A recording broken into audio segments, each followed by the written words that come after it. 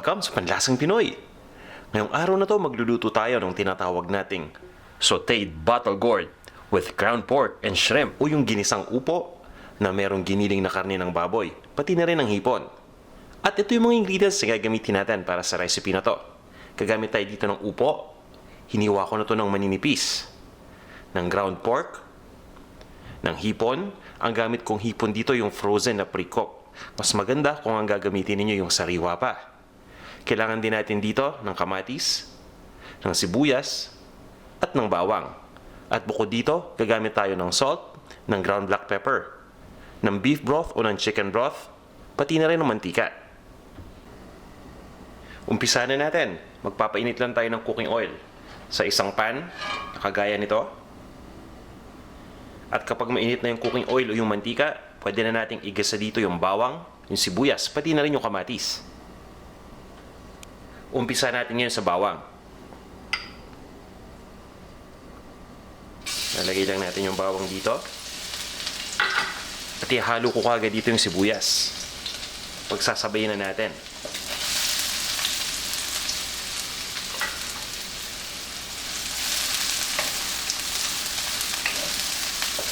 Ituin lang natin ito sandali. At maya maya ilalagay ko naman dito yung kamatis para mag-isa rin natin.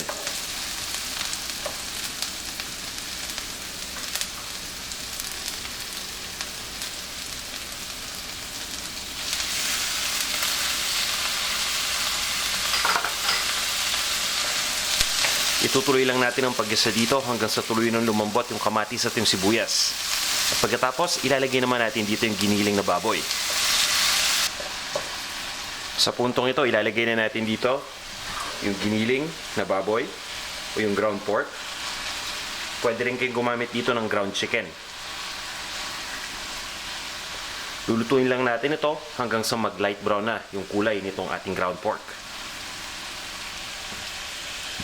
Once na nag-light brown na yung kulay ng giniling, pwede na natin ilagay dito yung hiniwa natin na upo.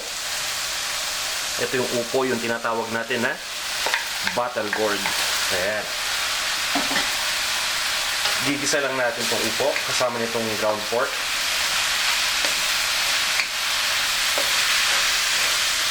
At maya maya maglalagay lang tayo dito ng broth. Pwede kayong gumamit ng beef broth o ng chicken broth dito. Makakatulong to para magpalasa dito sa ating dish. Ang gamit ko dito ay beef broth. So maglalagay lang tayo ng beef broth dito. Kung wala kayong beef broth o chicken broth, pwede rin kayong gumamit dito ng tubig. Okay lang din yan. Ang importante, meron na lang tayong konting sabaw dito. Pagkatapos nun, babawiin na lang natin mamaya sa asin at sa paminta para mas lalong lumasa, di ba? So ayan. Papabayaan lang natin kumulo yung nilagay natin. At tatakpan muna natin ito.